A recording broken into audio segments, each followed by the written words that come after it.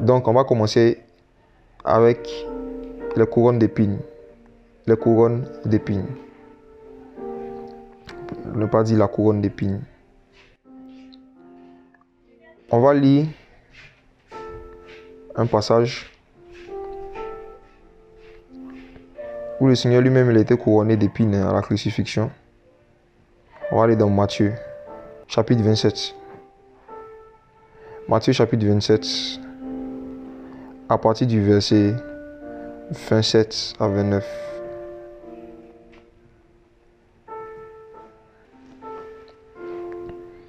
Matthieu 27, verset 27. Je lis.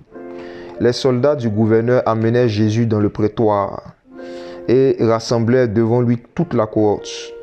Et après l'avoir dépouillé, ils le revêtirent d'un manteau d'écarlate. Puis, ayant fait une couronne d'épines entrelacées, il a mis sur sa tête. Et il lui mit un roseau dans sa main droite. Et s'agenouillant devant lui, il se moquait de lui. Il se moquait de Jésus en disant, « Nous te saluons, roi des Juifs. » Et il crachait contre lui et prenait le roseau et frappait sa tête. Donc, lorsque Jésus-Christ était en train de payer le prix pour mes péchés, pour vos péchés,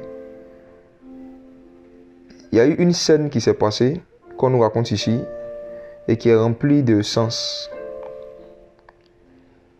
Et la scène qui s'est passée, c'est quoi? C'est qu'il a eu un temps, pendant qu'ils étaient en train de le maltraiter, où ils ont pris des épines entrelacées pour en faire une couronne. Et ils lui ont mis ça sur la tête, pour se moquer de lui. Pour se moquer de lui. Et non seulement ils lui ont mis cette épine-là sur la tête, en forme de couronne, mais la Bible nous dit aussi qu'ils ont pris un roseau. Et pendant qu'il avait la couronne d'épines sur sa tête, ils lui ont frappé la tête.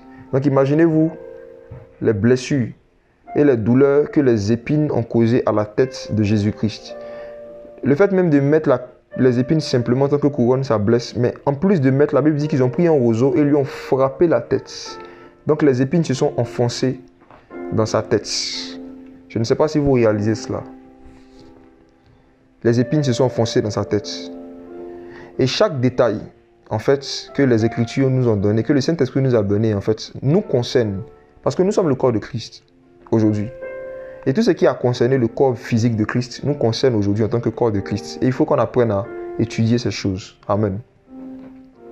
Donc, on va voir que représentent les épines dans toute la Bible. On va commencer de Genèse et on va naviguer jusqu'à arriver dans la Nouvelle Alliance. Les épines, qu'est-ce que c'est? Quelle est la première fois où on parle des épines dans la Bible? Qu'est-ce que ça représente pour nous, spirituellement parlant? On va voir l'origine des épines. L'origine. Genèse, chapitre 3. C'est une histoire qu'on connaît. Adam et Ève qui ont péché, le Seigneur est en train de leur donner des punitions, tout ça par rapport au péché. Et on va lire le verset 18. Bon, on va lire à partir du verset 17 à 18. Genèse 3, verset 17 à 18. Puis, Dieu dit à Adam, parce que tu as obéi à la parole de ta femme et que tu as mangé le fruit de l'arbre au sujet duquel je t'avais ordonné en disant, tu ne mangeras pas, la terre est maudite à cause de toi. La terre est maudite à cause de toi. Et tu en mangeras les fruits dans la douleur tous les jours de ta vie. Et feras germer pour toi des épines. Voici la première fois qu'on parle des épines ici. Des épines, des chardons. Et tu mangeras l'herbe des champs. Amen. Donc, c'est quoi l'origine des épines? Les épines, ce n'est pas une bénédiction de Dieu. Ce n'est pas Dieu qui a créé les épines au départ. Quand il a créé le jardin d'Éden, quand il a fait toute la création, Dieu n'a pas créé les épines. Il n'y avait aucun arbre qui avait des épines. Il n'y avait aucune herbe qui avait des épines. Les épines n'étaient pas créées par Dieu pour l'homme. Pas du tout. Les épines ont intervenu après le péché de l'homme. Et pourquoi c'est après le péché de l'homme on nous parle des épines? C'est parce que Adam a péché et quand il a péché, à cause de son péché, Dieu a maudit la terre. Dieu lui dit que la terre sera maudite à cause de toi.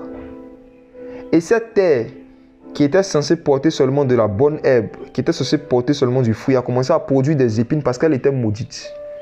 Donc les épines, c'est le fruit de la malédiction qui est rattaché au péché. Les épines, ce sont les conséquences du péché. Et quel type de conséquences? Des conséquences du péché qui sortent de la terre. Et qu'est-ce que ça peut représenter pour nous? Souvenez-vous que Adam a été tiré à partir de quoi? De la terre. Adam a été tiré à partir de la poussière de la terre. Et frères et sœurs, Adam en lui-même était un arbre qui devait porter du fruit dans le jardin d'Éden. Dans Somme chapitre 1, David a dit que celui qui médite la parole de Dieu jour et nuit, il est comme un arbre, un homme, mais il est comme un arbre, lui-même il est comme un arbre qui porte du fruit en sa saison. Donc parmi les arbres que Dieu a mis dans le jardin d'Éden, il y avait aussi Adam qui était un arbre. Et Adam ne devait pas produire des épines, mais il devait produire des fruits. Adam n'était pas appelé à produire des épines en tant qu'un être qui est tiré de la poussière de la terre. Et en tant qu'un arbre qui est planté près d'un courant d'eau qui représente le Saint-Esprit. À cause de sa communion avec le Saint-Esprit, on ne devait pas trouver d'épines chez lui. On ne devait trouver que des fruits. On ne devait trouver que des bonnes herbes, des bonnes feuilles. Mais qu'est-ce qui s'est passé? Adam a péché. Et il y a quelque chose qui est sorti du cœur de l'homme. La méchanceté, l'ingratitude envers Dieu. Et ça a blessé Dieu. Ça a blessé le Créateur. Donc les épines représentent d'abord toutes les choses qui sortent de notre cœur, toutes les choses qui sortent de nous et qui sont contraires aux fruits de l'esprit. Les épines représentent tous les raisonnements, les mentalités, les hauteurs qui sortent de nous et qui blessent Dieu. Et c'est parce que Adam a blessé Dieu que Dieu dit à Adam, la terre aussi va te blesser. Les épines vont sortir de la terre. Je vous ai dit, frère, j'ai fait des recherches sur les épines. Et j'ai été surpris de voir quelque chose que les scientifiques et ceux qui sont dans la botanique ont dit. Ils disent que sur un arbre, on peut trouver des épines et des aiguillons. C'est deux choses différentes.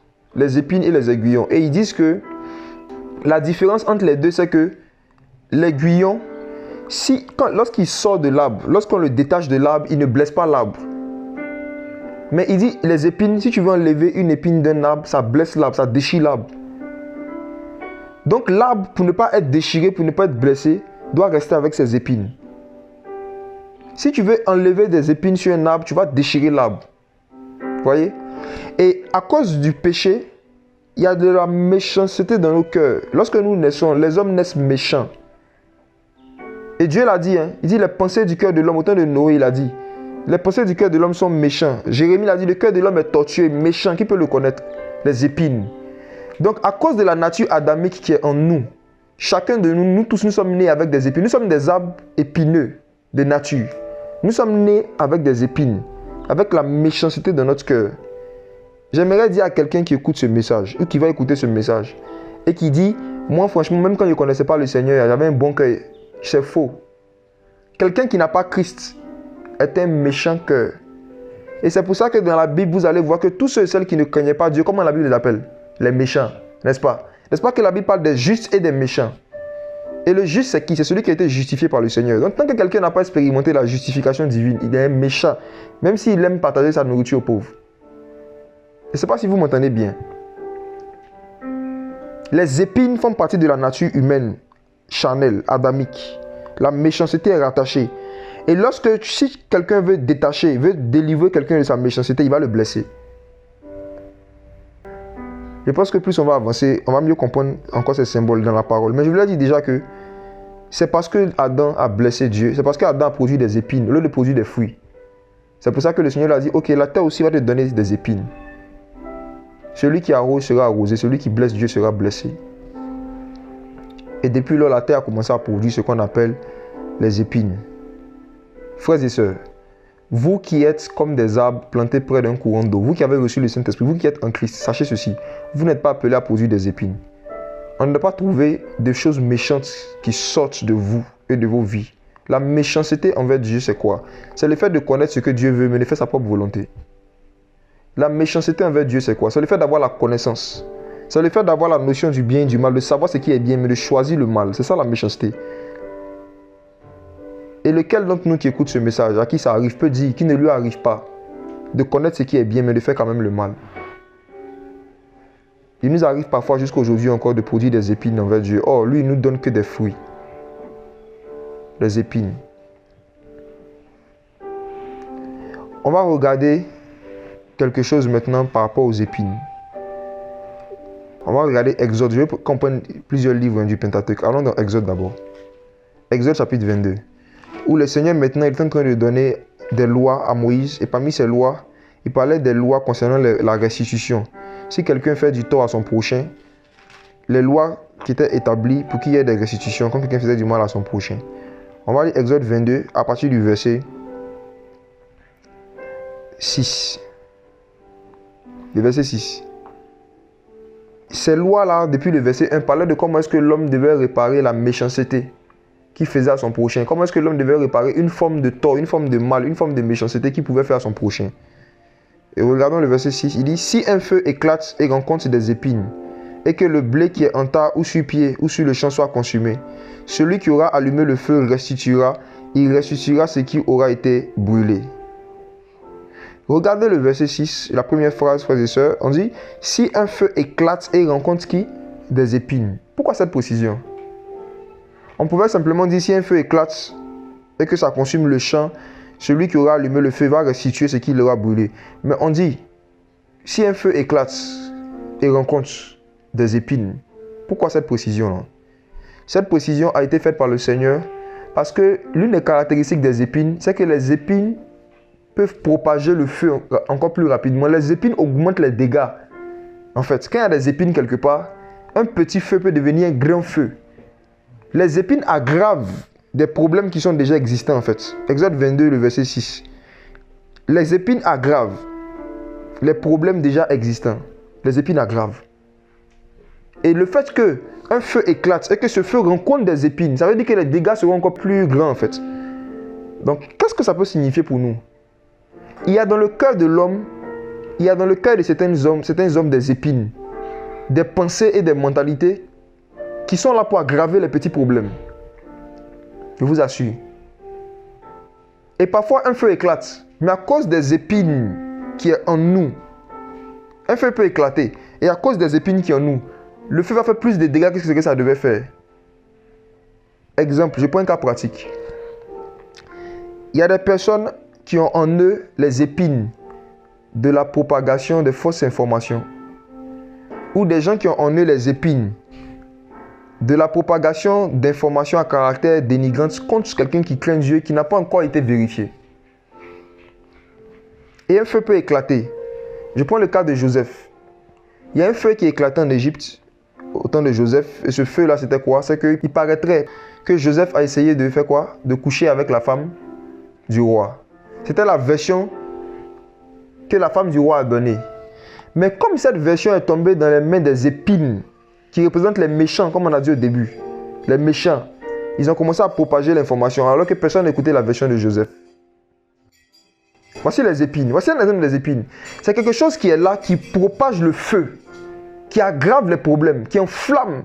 Et jusqu'à aujourd'hui même, il y a une expression qui est utilisée dans le domaine des médias. Lorsque une information sort et que tout le monde commence à la partager, à la diffuser, on dit qu'il y a une information qui enflamme la toile, n'est-ce pas? Et peut-être que vous avez déjà entendu ça au moins une fois, n'est-ce pas? Une information qui enflamme la toile. Mais ce qui fait que ça enflamme, c'est parce qu'il y a des épines. Lorsque le feu rencontre les épines, les dégâts dans le champ sont encore plus graves. Et aujourd'hui, le champ de Dieu, c'est qui? Ce n'est pas nous l'église. Frères et sœurs, c'est qui le champ de Dieu sur la terre? Quand le Seigneur disait que la moisson est grande et il y a peu d'ouvriers, priez le maître de la moisson, qu'il envoie les ouvriers dans sa moisson. C'est nous le champ de Dieu. Un feu peut arriver. Mais si ce feu-là n'a pas rencontré des épines, il ne pourra pas faire trop de dégâts. Mais lorsque le feu vient, et que le feu rencontre des épines, rencontre des méchants, rencontre des gens qui ont un cœur méchant, le feu va se propager plus facilement. Et vous savez, lorsque la Bible dit que le diable rôde comme un lion, cherchant qui dévorer, voici l'une des significations profondes de cette phrase. C'est que nous sommes le champ de Dieu, et le diable, lorsqu'il veut envoyer un feu étranger, lorsqu'il veut envoyer quelque chose pour détruire le champ, il cherche, il rôde et il regarde, il cherche les épines. Le diable rôde, il regarde et il regarde, est-ce qu'il y a des épines, est-ce qu'il y a des caractères, est-ce qu'il y a des raisonnements et des mentalités qui peuvent favoriser mon ministère au milieu de ces chrétiens. Et regardez l'un des ministères principaux du diable. Pourquoi il rôde dans la Nouvelle Alliance? Allons regarder ensemble dans Apocalypse. Apocalypse chapitre 12. Apocalypse 12, versets 9 à 10. Le diable rôde comme un lion rugissant, cherchant qui dévorer. Et il fut précipité le grand dragon, le serpent ancien appelé le diable et Satan, celui qui égare toute la terre. Il fut précipité sur la terre, et ses anges furent précipités avec lui.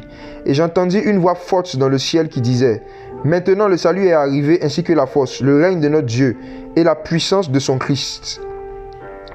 Parce que l'accusateur de nos frères, qui accuse devant notre Dieu jour et nuit, a été précipité.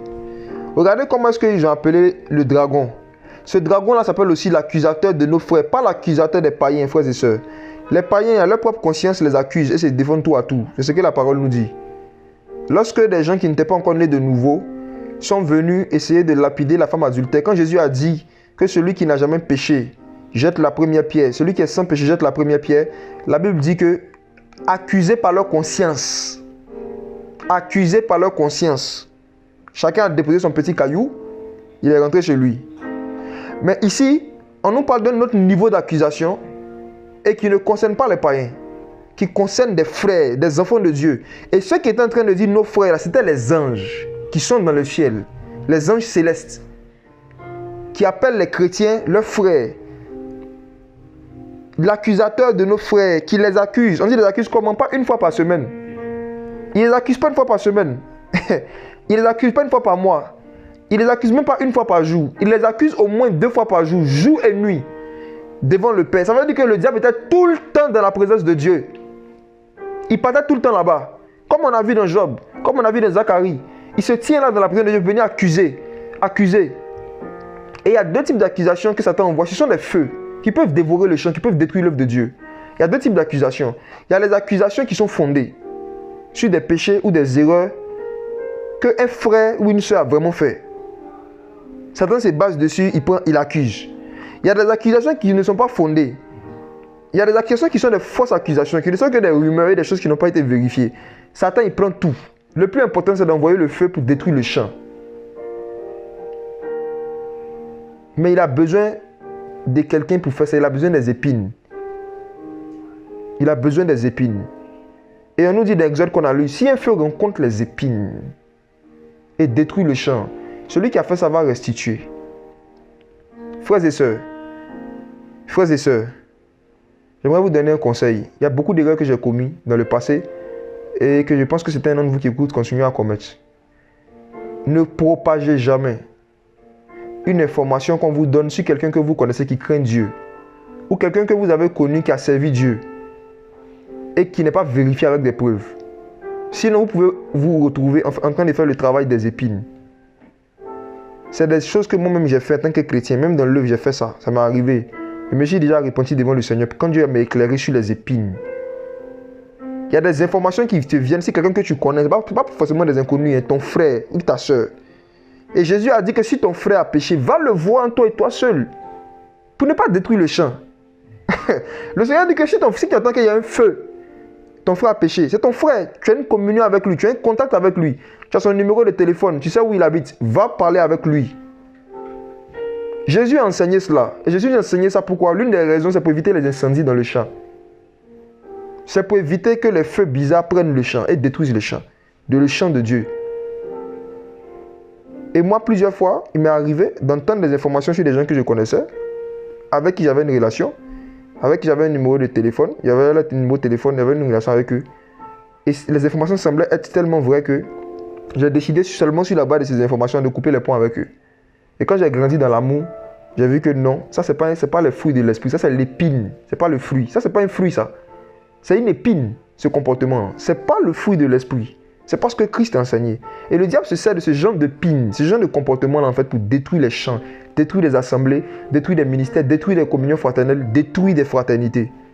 Les épines. Les tendances à propager le feu. Retournons dans Exode. Exode. Relisons ça un peu. Exode chapitre 22, verset 6. On va lire ça une dernière fois, puis je vais avancer.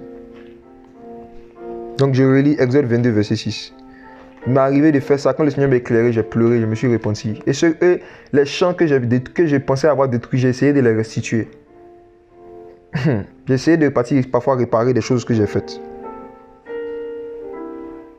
Exode chapitre 22, verset 6. Si je relis une dernière fois. Si un feu éclate et rencontre des épines, et que le blé qui est en tas ou sur pied, ou le champ soit consumé, on sait qui représente le blé. Le blé, ce sont les fils du royaume, n'est-ce pas? Comme Jésus l'a dit. Voyez? Celui qui aura allumé le feu ressuscitera, il ressuscitera ce qui aura été brûlé. Frères et sœurs, nous ne sommes pas appelés à être des épines, on est appelés à être des arbres sans épines, qui portent de bons fruits. Et les épines, jusqu'à la fin du message, au fur et à mesure, peut-être il y en a qui vont réaliser des épines qui sont dans leur cœur ou dans leur tête. Le Seigneur va nous aider. C'est pour ça que c'est l'une des raisons pour lesquelles il était crucifié. Il a porté la couronne d'épines. Il a pris nos épines à la croix.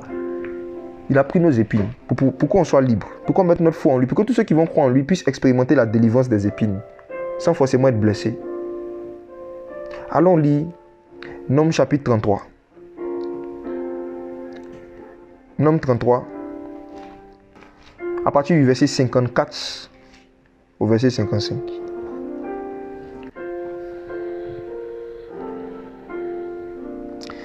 Nom chapitre 33, verset 54 à 55, je lis. Or, vous recevrez le pays en héritage de la part, en héritage par le sort selon vos familles. À ceux qui sont en plus grand nombre, vous donnerez plus d'héritage. Et à ceux qui sont en plus petit nombre, vous donnerez moins d'héritage. Chacun aura selon ce qui lui sera échu. Et vous hériterez selon la tribu de vos pères. Mais, si vous ne chassez pas devant vous les habitants du pays, il arrivera que ceux d'entre eux que vous aurez laissés comme reste seront comme des épines dans vos yeux et comme des pointes à vos côtés.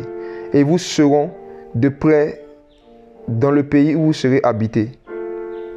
Frères et sœurs, le Seigneur parle à Israël. Il les envoie, il dit, je vais vous donner un héritage. Et quand vous allez rentrer dans votre héritage, il y a des relations humaines que vous devez détruire. Il y a des relations humaines que vous ne devez pas entretenir. Il y a des personnes que vous devez exterminer. Si jamais vous êtes dans les sentiments et que vous entretenez une relation avec ces gens-là, ils seront des épines, pas sur votre tête, dans vos yeux. Vous imaginez? Des épines dans vos yeux. Non seulement ils vont vous blesser, mais ils vont détruire votre capacité de voir. Ils vont tuer votre vision.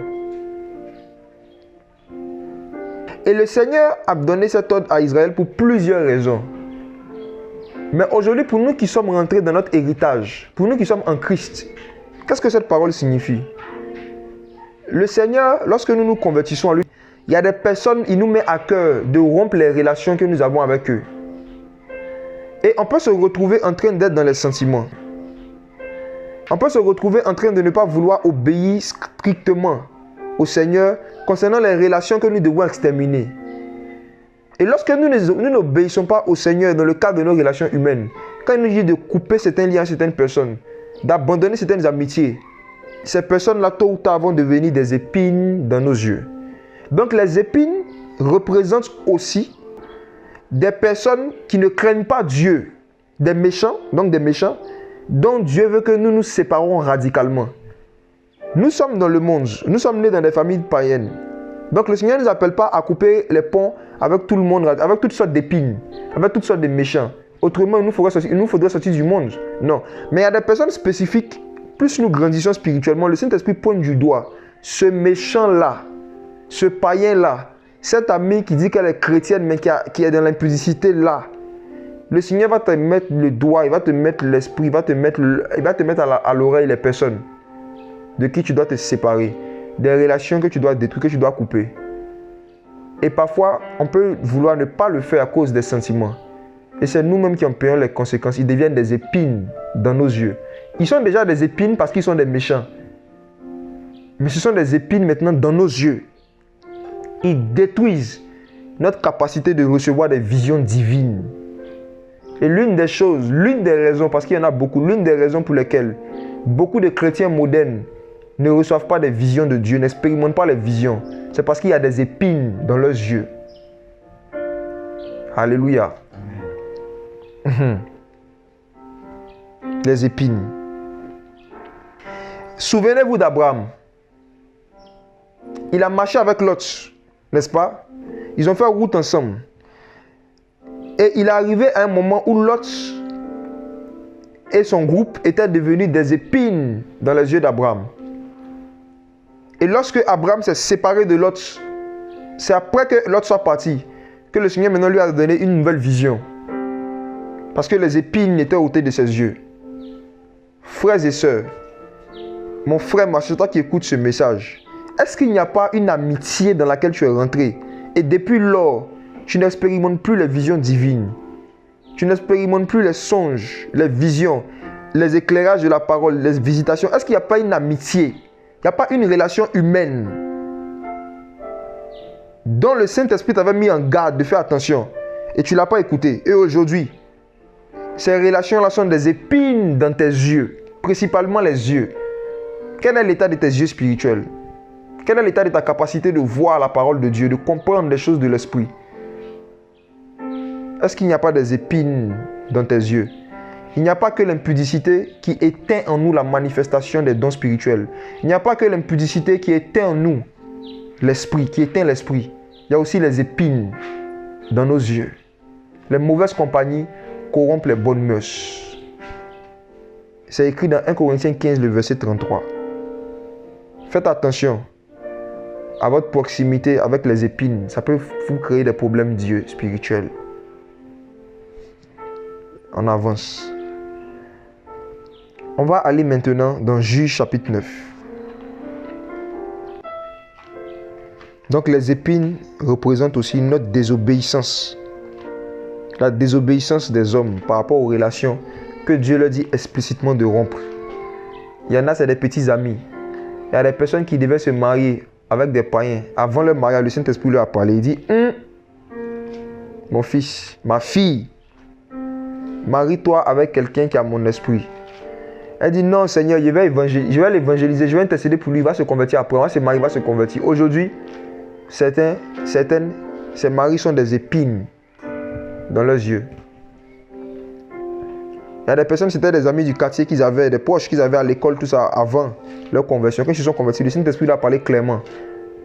C'est pas toi, romps la relation. Il dit, non Seigneur, c'est mon ami, si le laisse, qui va lui parler de l'évangile, l'évangéliser. Et finalement, aujourd'hui, quand tu regardes l'état de ta vie spirituelle, toi-même tu vois qui a évangélisé qui. Juge chapitre 9. Il y a une histoire qui s'est passée, pour ceux qui connaissent, vous pouvez lire à partir du verset 1.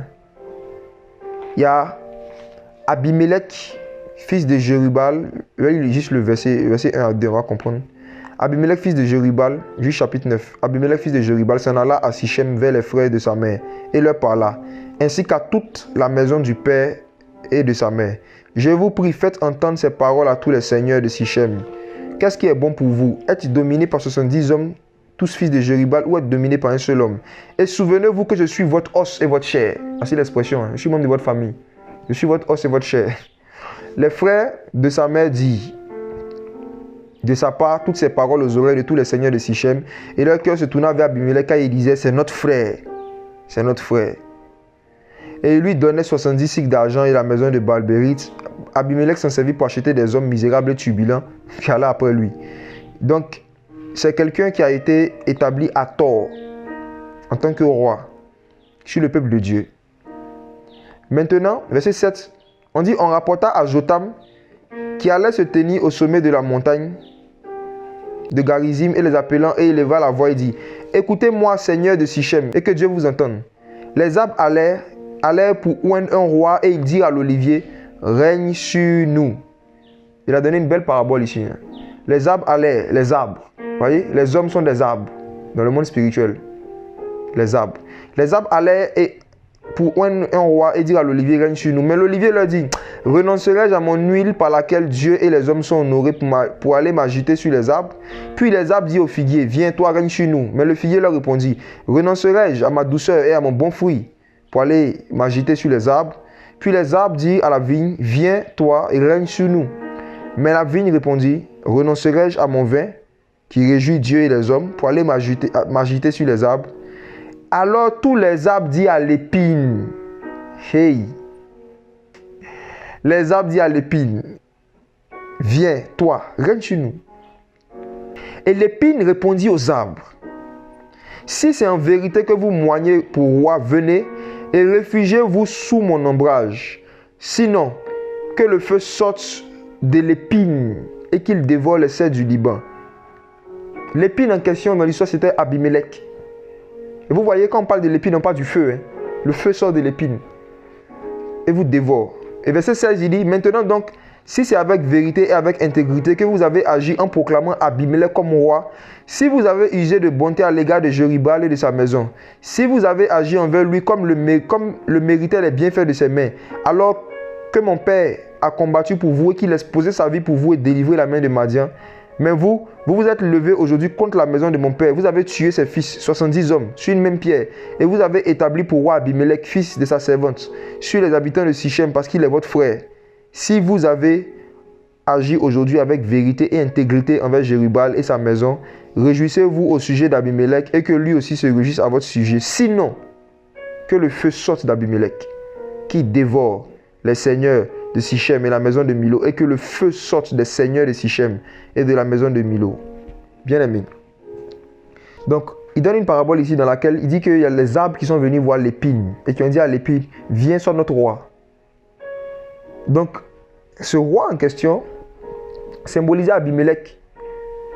Et il a dit qu'à un moment, le feu est sorti de l'épine et il a dévoré tous les arbres. Il a détruit les arbres, détruit le champ. Et c'est exactement ce que Abimelech a fait à ces gens. C'est ce que le gars il a prophétisé ici. Il dit que si vous avez agi envers intégrité, si c'est parce que Abimelech a les qualités qu'il faut pour être roi, si c'est parce qu'il remplit les conditions que vous l'avez établies, il n'y a pas de problème. Mais si c'est parce que c'est votre frère, si c'est parce que vous êtes de la même famille, parce qu'il vous a dit os de mes os, chair de ma chair, si c'est parce que c'est votre frère, c'est parce que vous êtes du même pays, c'est parce que vous parlez la même langue, si c'est sur cette base-là que vous l'avez choisi, il y a un feu qui va sortir de lui et qui va vous détruire. Quelle leçon de sagesse on peut tirer de cette histoire et qu'on peut appliquer, on peut pratiquer dans nos vies aujourd'hui en tant que des chrétiens? Vous savez, il y a un défaut qui est propre à l'humanité. C'est encore une épine dans l'humanité. C'est que l'homme, pour choisir des figures d'autorité, ou bien pour choisir des personnes qui vont lui faire du bien, des conducteurs, des dirigeants, l'homme a l'habitude de se baser sur la famille, le lien des familles. Vous allez voir que des chrétiens français ne préfèrent, français de souche 100%, ne préfèrent qu'écouter que les prédicateurs français. Parce que c'est chair de leur chair, os de leurs os, c'est leur frère. Vous allez voir que même parfois des Ivoiriens, ils vont en France, ils cherchent des pasteurs ivoiriens. Ils cherchent des pasteurs africains. Les Africains ne veulent qu'écouter les Africains. Les Européens ne veulent qu'écouter les Européens. Et c'est une culture qui est dans le monde. C'est une culture qui est dans le monde. Quand un être humain charnel va dans un endroit, il cherche les gens qui sont de la même famille que lui. Et parfois, les critères sur lesquels il se base pour tisser une amitié ou bien des relations avec des gens d'un pays étranger, c'est des gens de sa famille, des gens du même pays. Ah, on parle la même langue, c'est ma soeur. Ah, on parle... Et puis, on se rapproche des uns des autres en fonction du lien des familles, en fonction du fait qu'on soit du chair, de la chair, os des os, la couleur de peau, tout ça. Des critères, il y a des critères que nous avons qui sont humains, qui n'ont rien à voir avec les critères qui sont la parole de Dieu, sur laquelle on se base pour choisir des personnes, pour être en communion avec eux, ou bien pour être proche d'eux. Et c'est la même chose qui s'est passée ici dans cette histoire. Ils ont choisi Abimelech parce que c'était leur frère. Comme on a lu dans le début du récit, il dit, regardez, moi ici, chair de votre chair, os de vos os. Et puis ils ont dit, ouais, c'est vrai, c'est notre frère. Et Jotam, quand il est en train de leur parler ici, il a dit que si c'est parce que c'est votre frère, verset 18, si vous l'avez établi parce qu'il est votre frère, regardez cette précision-là. Juge 9, le verset 18. Si c'est parce que c'est votre frère que vous l'avez établi, il y a un feu qui va sortir de lui, qui va vous blesser. Donc les épines représentent aussi des caractères, des tendances que nous avons en tant que des hommes charnels, de choisir des personnes sur la base de la familiarité, sur la base de la race sociale, sur la base de l'ethnie, sur la base de la nationalité. Et de les choisir pour qu'ils aient des parties importantes dans nos vies, pas sur la base de leur spiritualité, pas sur la base de leur crainte de Dieu forcément, pas seulement sur la base de ce qui sort des fruits, pas sur la base des fruits, mais sur la base de leur teint, de leur race, de leur âge, de nos préférences charnelles. Et ce sont des épines qui sont en nous. Ce sont des épines. Et ces épines qui sont en nous peuvent nous pousser à aller choisir aussi des épines. C'est parce que les habitants de Sichem eux-mêmes, ils avaient ces épines-là dans leur cœur, ce défaut-là, qu'ils sont allés choisir une épine qu'on appelle Abimelech pour venir être roi. Et ça s'est mal passé après. Et je suis sûr, vous qui êtes dans les pays étrangers, vous pourrez peut-être réagir en commentaire. Qui a déjà vécu ça? Où il était dans un pays, il s'est rapproché de quelqu'un parce qu'il s'est dit c'est ma soeur africaine. Il s'est rapproché de quelqu'un, d'un pasteur, d'une église, d'une assemblée ou bien d'une personne, cherchait à créer une relation avec eux, se rapprocher d'eux parce que ce sont des gens qui étaient de la même nationalité, même de la même langue, même de la même race. Et puis ça s'est mal passé avec eux. Mais c'est plutôt avec les étrangers même qui sont dans le pays que vous avez eu de bons rapports. Qui a déjà vécu ça? On peut répondre en commentaire. Il y a une soeur qui dit vérité, ok. Je suis sûr que parmi ceux qui écoutent, il y en a qui ont vécu cela. Qui ont créé des relations, des affinités avec des gens parce qu'ils se sont dit, ah, eux, ce sont mes frères africains. Eux, ils sont africains. Ou bien, eux, c'est mes frères africains. Non, ça va bien se passer. Mais c'est là-bas même que le feu est sorti même pour les brûler. Et parfois aussi dans les églises, c'est pareil. Dans les églises, les gens se choisissent parfois en fonction de l'ethnie. Il y a des églises où tu vas voir que les Bétés ne parlent qu'avec les Bétés. Ceux qui parlent lingala, ils ne parlent qu'avec les lingala. Et ainsi de suite. Et ils se mettent ensemble. Et après, ces gens-là deviennent des épines pour eux. Et le feu sort et ça les blesse. Et j'ai causé plusieurs fois avec des chrétiens qui habitent dans des pays étrangers pendant longtemps. Ils ont été plus blessés par leurs frères africains. Plus blessés par leurs frères africains même que par les étrangers qui sont là-bas. Je ne sais pas si vous savez, mais mes amis, il y a plus de racisme en Afrique qu'en Europe. Je vous assure. Il y a plus de racisme en Afrique qu'en Europe. En Afrique ici, là, il y a plus de racisme. Le racisme a plusieurs formes. Et chez nous ici, là, la forme de racisme la plus développée, c'est le tribalisme. L'esprit de tribu. Est-ce que vous savez que chez nous, en Côte d'Ivoire, ici, il y a des parents qui disent à leurs enfants de ne pas se marier avec des gens d'une autre ethnie. Ils vont lui dire, par exemple, toi tu es Annie, ne te marie pas avec les Bétés. Ou bien ils vont dire chez nous, les Bétés, une fille Bété ne peut pas se marier avec des Djoula. Il y a des personnes qui sont chrétiennes, mais qui sont racistes ethniquement parlant. Et il y en a plein en Afrique. C'est quelque chose qui est répandu ici en Afrique. Il y a plus de racisme ici en Afrique qu'en Europe. Et lorsque ces gens-là, qui ont ce cœur de racisme-là, vont en Europe, comme eux-mêmes, ils ont l'habitude d'être racistes, parfois, ils peuvent même interpréter à tort des attitudes que les Européens ont envers eux comme étant du racisme. Ce n'est pas tout ce qu'on nous dit à la télé qui est du racisme, qui est vraiment du racisme. Parfois, il y a des gens, c'est parce qu'eux-mêmes, il y a des épines en eux. Donc, lorsque le feu rencontre les épines, ça aggrave la chose quand même. Si vous avez suivi Exode 22 tout à l'heure, lorsque le feu rencontre les épines, ça aggrave. Donc, des gens qui eux-mêmes sont racistes ont très facilement l'impression qu'ils sont victimes de racisme. Le gars va se promener, il n'a pas de papier. On l'attrape, il commence à gifler le policier, à se battre. Le policier aussi réagit, et puis on filme juste la réaction du policier. On met ça sur Internet, et puis on dit, voilà, vous avez vu, voici un noir qui est encore victime de racisme. Les frères, faisons attention. Nous qui sommes chrétiens, on doit être transformés par le renouvellement de l'intelligence. Parfois, on nous montre seulement le bout d'une scène, où on montre le blanc en train de mal se conduire. On nous montre la réaction du blanc, mais on ne nous montre pas l'action du noir. Pour pouvoir semer la haine dans nos cœurs par rapport aux blancs. Il y a beaucoup de vidéos qui sont sur Internet où on te montre que les réactions des policiers envers des jeunes noirs. Mais on ne va pas te montrer, ils ne vont pas te filmer les propos des jeunes noirs ou les réactions qu'ils ont eues envers les policiers. C'est rare de trouver des versions complètes. C'est rare. C'est rare. Et le but de cette vidéo-là, c'est quoi? C'est de susciter la haine. Et ils ont réussi. Black Lives Matter. Même des gens, je vous dis, même des gens ici en Côte d'Ivoire, qui n'aiment pas le teint noir. Il y a des gens qui ont pris des produits éclaircissants, qui étaient noirs, qui n'ont pas aimé la peau noire que Dieu leur a donnée. Ils ont fait tout pour devenir clairs. Mais eux aussi, ils ont commencé à mettre photos de profil Black Lives Matter. Des gens même qui n'aiment pas la couleur noire, hein, ou bien qui n'acceptent pas leurs propres cheveux, qui n'acceptent pas les cheveux naturels. Il dit Black Lives Matter. C'est la plaisanterie organisée. Les noirs même ont un problème d'acceptation. Et quand je vois des chrétiens qui rentrent dans ces mouvements-là, ça me fait mal en fait. Ce sont des épines. Ce sont des épines. Et je sais qu'aujourd'hui, d'ici la fin du message, par la grâce du Seigneur, Jésus va délivrer beaucoup de personnes de leurs épines. Et il y en a qui sont tellement fiers de leurs épines, ils ne savent pas que c'est des épines, ils ont des défauts, ils prennent ça pour faire couronne. On va y aller doucement.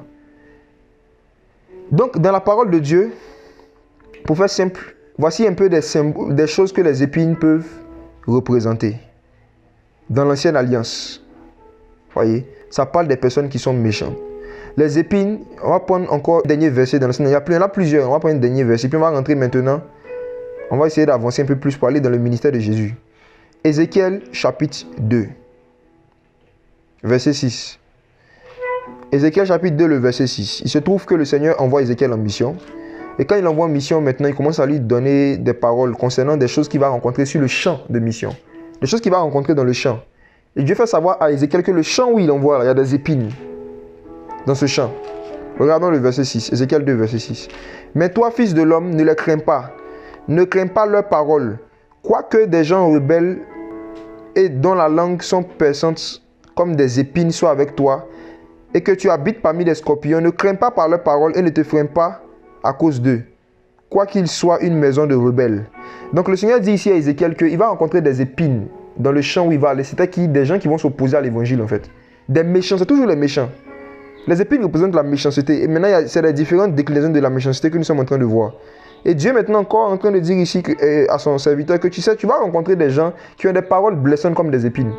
Tu vas rencontrer des gens qui vont vouloir te décourager par rapport à l'œuvre que tu as reçue, par rapport au ministère que tu as reçu. Ne les écoute pas. Voyez? Donc le Seigneur déjà veut que tous ses serviteurs, tous ceux qui sont envoyés sur le champ de mission, ceux qui sont au front, qui sont sur la mission, sachant que vous allez rencontrer des épines. Les paroles blessantes font partie de l'œuvre de Dieu. Si tu es ici que tu veux servir Dieu, que tu ne veux pas être blessé, c'est que tu veux servir le diable. Je rembobine. Si tu dis à Dieu que tu veux le servir, mais en même temps tu ne veux pas que les gens te parlent mal, c'est que tu veux servir le diable.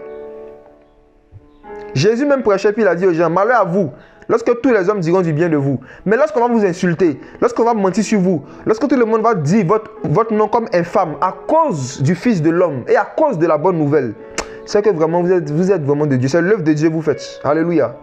Donc j'aimerais dire à ceux et celles qui ont été insultés, qui ont été méprisés, qui ont été diffamés, calomniés, à cause de l'œuvre que Dieu leur a confiée, pas à cause de leur péché, mais des choses qui ont été inventées, qu'on leur a collées sur le dos, à cause de la charge, de la mission qu'ils ont. C'est normal, ça fait partie des épines qui sont sur les champs des missions. C'est normal. Et le Seigneur il veut toujours que ses serviteurs soient conscients de cela. Il y a des épines, il y a des hommes eux-mêmes qui sont des épines et qui crachent des épines, comme ceux que Dieu envoie pour venir donner des messages. C'est normal. Donc il faut qu'on s'arme de courage. Maintenant, allons dans le ministère de Jésus. Matthieu chapitre 7.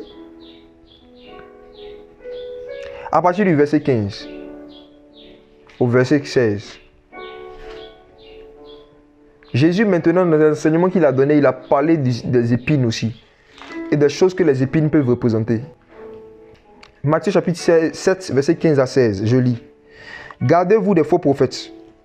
Ils viennent à vous en habit de brebis, mais au-dedans, ce sont des loups ravisseurs. Vous les reconnaîtrez à leurs fruits. Cueille-t-on des raisins sur des épines ou des figues sur des chardons? Jésus prêche et il parle des faux prophètes. Il dit, les faux prophètes là, gardez-vous d'eux. Faites attention à eux. Méfiez-vous d'eux. Comment les reconnaître? La première chose qu'il veut que ses disciples sachent sur les faux prophètes, c'est que les faux prophètes eux-mêmes sont des épines qui ne peuvent pas porter du fruit. Eux-mêmes, ils sont des épines. Les faux prophètes eux-mêmes, là, ce sont des épines. Et ils ne peuvent pas porter des fruits de l'esprit. Donc le Seigneur a dit, cueille-t-on des raisins sur les épines. Vous les reconnaîtrez à leurs fruits. Les épines ne peuvent pas produire ni porter du fruit. Cueille-t-on des raisins sur des épines. Ça veut dire quoi? L'une des particularités des faux prophètes, c'est leur incapacité de pratiquer l'amour comme Jésus l'a enseigné. Je répète. La particularité des faux prophètes, c'est qu'ils ne peuvent pas porter le fruit de l'esprit, dont on nous parle dans Galates chapitre 5, le verset 22.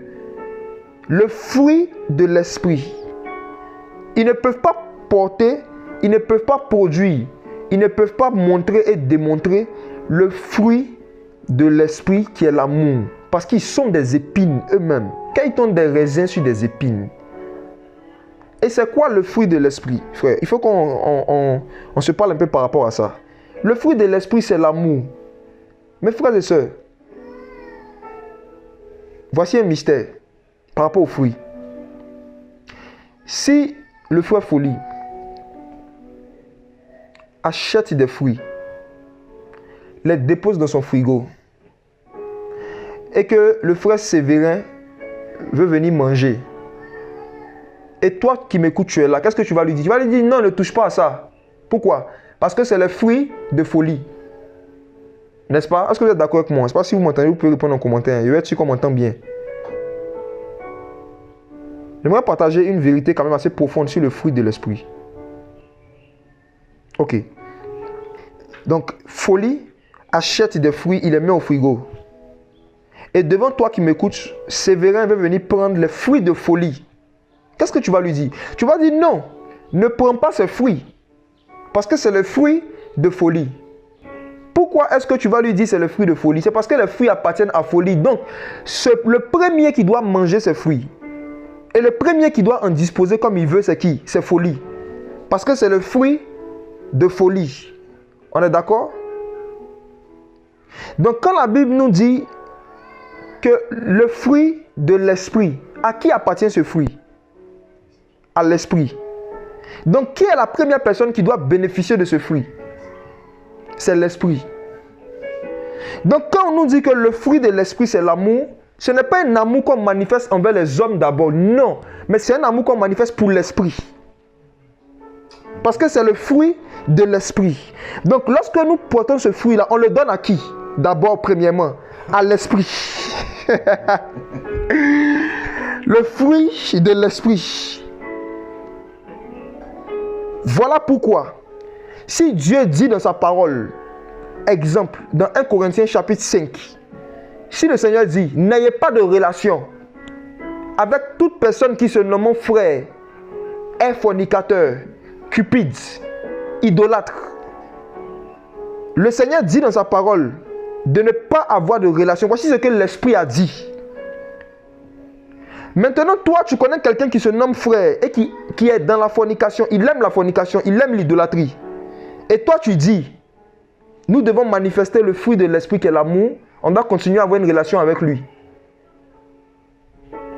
Or, la manière de manifester le fruit de l'esprit dans ce cas, c'est de faire ce que l'esprit a dit dans ce cas. Et c'est lorsque tu es en train de faire ce que l'esprit a dit que tu manifestes le fruit de l'esprit. Mais quand tu agis selon tes sentiments, ça c'est le fruit de la chair. Et c'est une épine.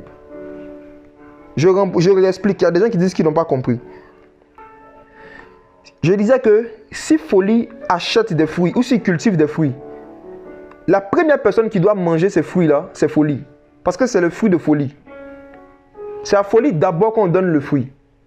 Avant de donner ça à d'autres personnes. On peut le partager avec d'autres personnes. Mais c'est d'abord le fruit de Folie parce que c'est lui qui a produit ce fruit. C'est lui qui a acheté ce fruit. C'est lui qui a envoyé le fruit. Donc je disais que si vous voyez quelqu'un d'autre qui s'appelle Sévérin par exemple, si vous voyez quelqu'un qui vient et qui veut venir prendre le fruit de Folie, vous allez lui dire non, tu n'as pas le droit. Demande à Folie parce que c'est le fruit de Folie. Donc c'est Folie qui doit dire ce qu'on doit faire avec ce fruit-là. C'est lui qui doit manger ça premièrement et c'est lui qui doit en bénéficier. Parce que ce sont ses fruits, c'est le fruit de Folie.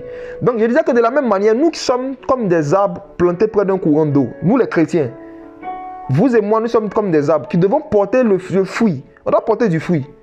Mais n'oublions pas que celui qui a cultivé ce fruit et qui l'a porté, c'est qui? C'est l'esprit. C'est le fruit de l'esprit. Donc le premier bénéficiaire du fruit, de l'amour que nous devons manifester, c'est l'amour envers l'esprit. Et l'amour de Dieu consiste à garder ses commandements. Donc lorsque nous sommes en train de pratiquer les commandements de Dieu, lorsque nous sommes en train de pratiquer la parole de Dieu, même si ça blesse un homme, on est en train de manifester le fruit de l'esprit qui est l'amour. Amen. Alléluia. Parce qu'il y a des personnes, lorsque vous pratiquez la parole de Dieu, ils se sentent blessés. Et ils vous disent, vous n'avez pas l'amour. Vous n'avez pas l'amour. Et si quand vous n'êtes pas éclairé sur ces choses, vous pouvez culpabiliser. Or, c'est quoi l'amour? L'amour de Dieu consiste à garder ses commandements. Donc, à chaque fois que nous pratiquons les commandements de l'esprit, nous sommes en train de porter le fruit de l'esprit. Même si un homme n'en bénéficie pas, ce n'est pas grave. C'est pas grave. C'est pas grave. Je vais vous donner un exemple de comment est-ce que Moïse a porté le fruit de l'esprit. Est-ce que vous savez que le Saint-Esprit mange? Chrétien, est-ce que vous savez que le Saint-Esprit mange des fruits? N'avez-vous jamais lu quelque part que Christ est le consommateur de notre foi? Est-ce que vous n'avez jamais lu quelque part dans les Écritures que le Seigneur est l'auteur et le consommateur? Il consomme quoi? Le fruit. Regardez comment est-ce que Moïse a porté le fruit de l'esprit. La Bible nous raconte que dans Exode chapitre 32, des gens ont adoré le veau d'or.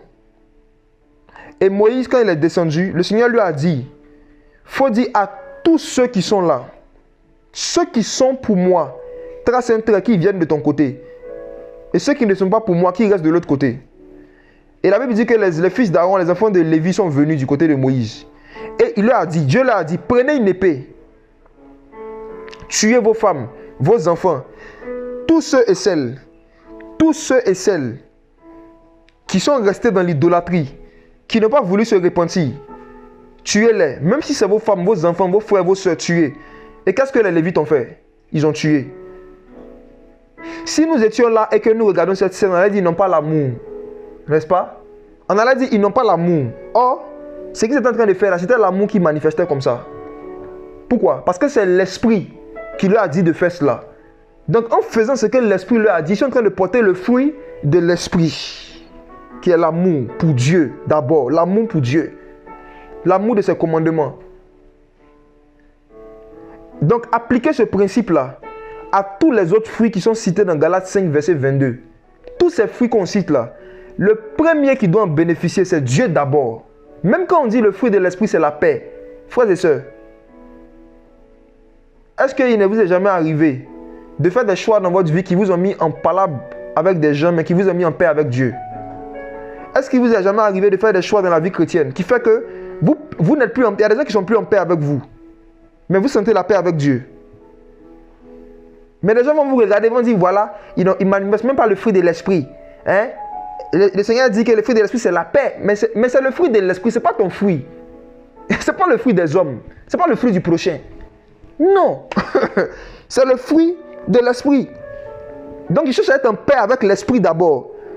Si l'esprit a consommé ce fruit-là, et que lui il est satisfait de moi, si l'esprit a consommé ce fruit-là, et que lui il est fier de moi, peu importe l'effet que ça fait sur les hommes, c'est le fruit de l'esprit. Et le Seigneur maintenant il dit dans Matthieu 7 que les faux prophètes là, ce sont des épines. Ils ne peuvent pas porter le fruit de l'esprit. Donc ils vont beaucoup vous prêcher sur l'amour. Mais quel amour? Ce n'est pas l'amour de l'esprit, l'amour de la chair, l'amour du péché. La tolérance du péché dans les assemblées. La tolérance de la compromission. La tolérance des doctrines de démons. Mais ils vont dire c'est l'amour. Vous les reconnaîtrez à leur fruit. Ils portent un fruit qui ressemble à l'amour. Mais ce n'est pas le fruit de l'esprit. Cet amour-là, ce n'est pas un amour d'abord envers l'esprit, envers les commandements de Dieu. Vous les reconnaîtrez à leur fruit. Ils vont vous prêcher des choses, ils vont vous donner des prophéties pour vous pousser à ne pas pratiquer les commandements de Dieu au nom de l'amour. Vous les reconnaîtrez à leur fruit. Si tu es dans l'assemblée et que tu vois ton frère qui est homosexuel, il faut prier pour lui. Tu n'as pas forcément besoin de lui en parler. Il faut prier pour lui. Il faut prier pour lui. Si tu vois dans l'assemblée, tu vois qu'il y a quelqu'un qui est un dirigeant, il a un poste, mais il est dans le concubinage. Il faut prier pour lui. Si tu es dans l'assemblée, tu vois quelqu'un qui a un poste de responsabilité, il est dans la fornication, il boit l'alcool. Ou bien il ne parle pas avec sa femme. Il en parle avec sa femme, mais il vient prêcher. Il ne se parle pas, ça fait des années, il ne se salue pas. Ça fait des mois, ils dorment ensemble, ils ne se saluent pas. Ils vont te dire, il faut prier pour eux. Il faut prier pour eux. C'est ça le fruit de l'esprit. Car le fruit de l'esprit, c'est l'amour, séduction. Et les faux prophètes, ils ont l'habitude de fabriquer, de produire, de montrer ce que j'appelle affectueusement les fruits en plastique. Les fruits en plastique. La particularité des fruits en plastique, c'est que lorsque tu les regardes de loin, ça ressemble à de vrais fruits. Jusqu'à ce que tu t'approches. Jusqu'à ce que tu décides de toucher, de voir ça de près. De loin, ça ressemble à de vrais fruits. De loin, tu peux avoir l'impression qu'un raisin est un raisin. Mais tu t'approches, tu vois que non, ce raisin est un caoutchouc, fruit en plastique. Et de loin, il peut avoir l'impression d'être des gens qui ont l'amour. Mais quel amour? Un amour qui nous pousse à transgresser les commandements de Jésus-Christ. Un amour qui nous pousse à tolérer ce que Dieu ne tolère pas. Ça, ce n'est pas le fruit de l'esprit, ça. Non. C'est le fruit de l'esprit. C'est lui qui est le consommateur de ce fruit. Et c'est lui d'abord qu'on doit donner ce fruit avant de donner ça aux hommes. Le cas contraire, nous sommes en train de voler l'esprit. Et ne soyons pas des voleurs. Donc, le Seigneur, voici comment est-ce qu'il a parlé encore des épines, qui représentent le ministère des faux prophètes.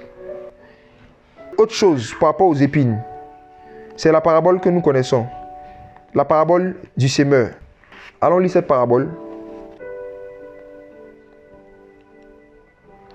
On va lire Matthieu chapitre 13. À partir du verset 3.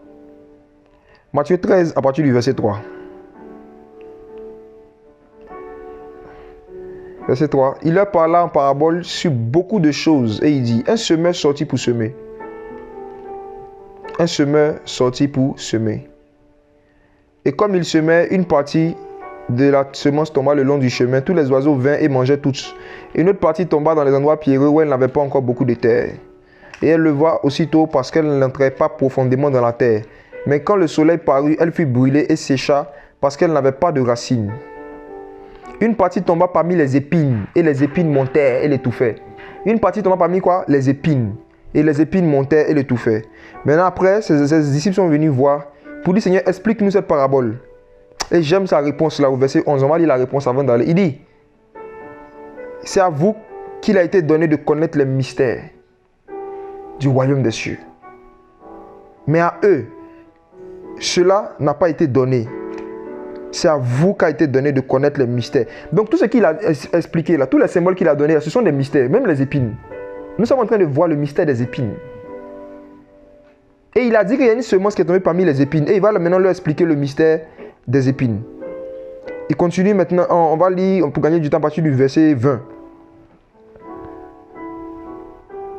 Verset 22. Matthieu 13, verset 22.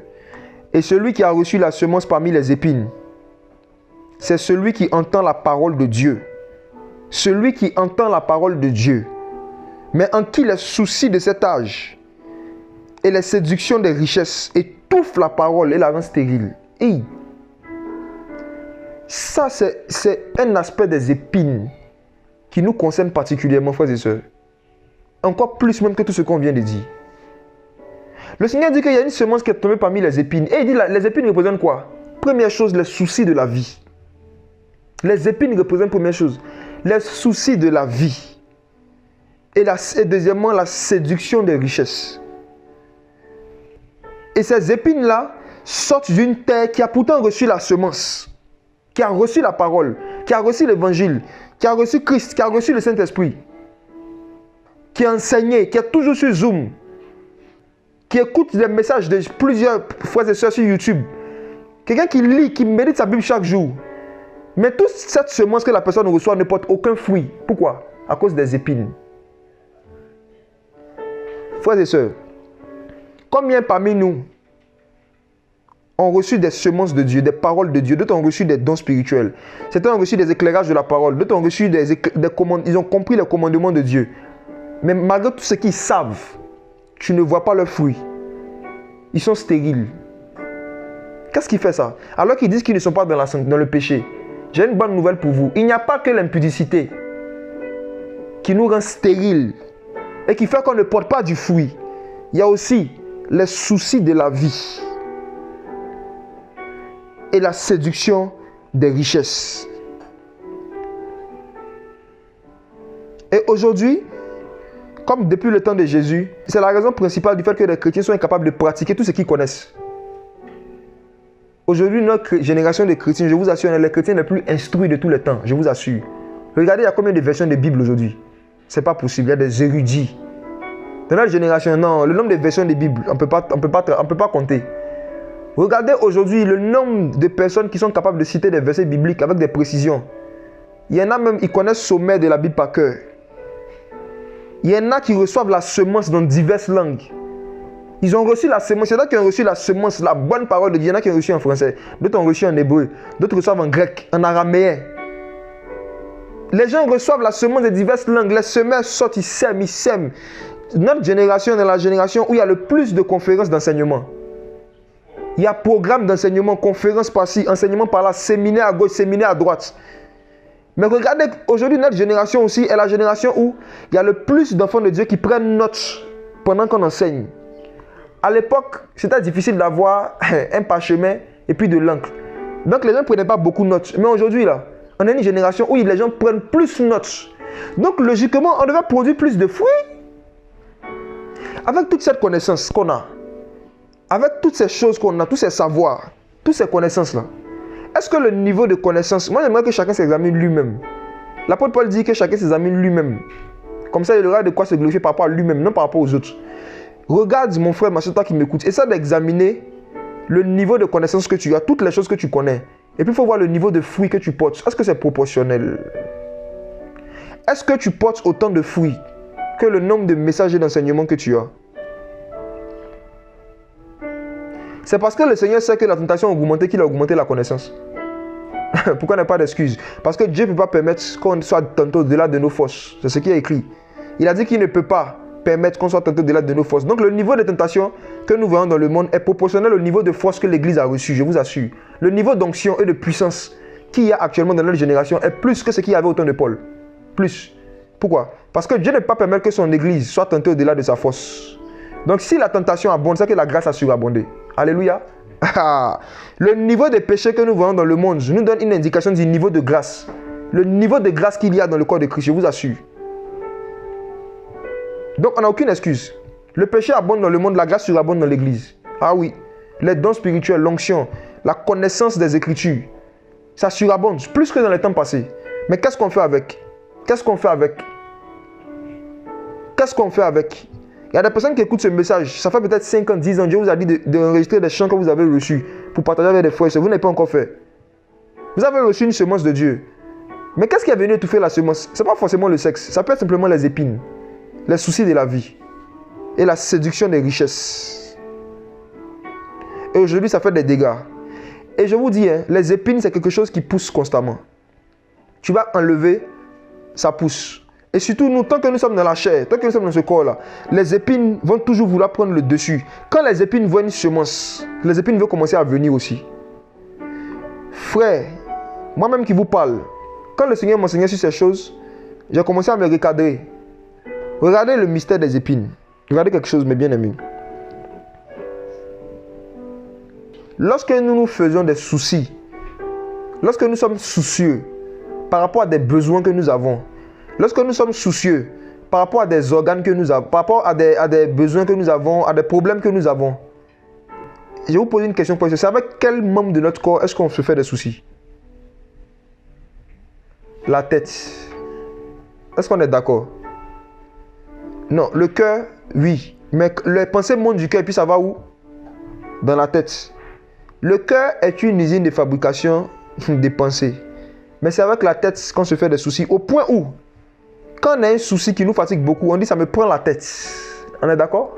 Il y a une expression comme ça me prend la tête. Ce truc-là me prend la tête.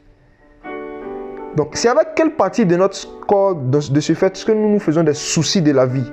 De quoi nous allons manger? Dans quelle maison nous allons habiter? Comment serons-nous vêtus? Ces soucis que nous avons là, c'est avec quelle partie de notre... C'est avec la tête. On est d'accord? Ok. Et vous savez, dans le monde spirituel, ce qui se passe lorsque quelqu'un se prend la tête, se fait beaucoup de soucis avec sa tête, au fur et à mesure que tu le fais, il y a des épines qui poussent sur ta tête dans le monde spirituel. Et quand ça devient couronne. Je rembobine. Au fur et à mesure que nous tolérons les soucis, nous laissons les soucis nous prendre la tête, ça devient une couronne. Et la preuve que c'est une couronne, c'est que lorsque les soucis de la vie et nos besoins à nous-mêmes, nos besoins personnels nous prennent la tête à un certain niveau, on commence à diriger nous-mêmes notre vie, on devient roi dans notre vie. On commence à nous-mêmes chercher par nous-mêmes des solutions. Plus on se soucie et plus on perd le réflexe de compter sur Dieu pour nous aider. Plus on se soucie et plus on perd le réflexe en fait de faire entièrement confiance à Dieu. Pourquoi? Parce que les soucis ce sont les épines. Et les épines, quand ça devient une couronne, tu deviens un roi. Et c'est toi-même qui dirige ta vie. Oh Jésus.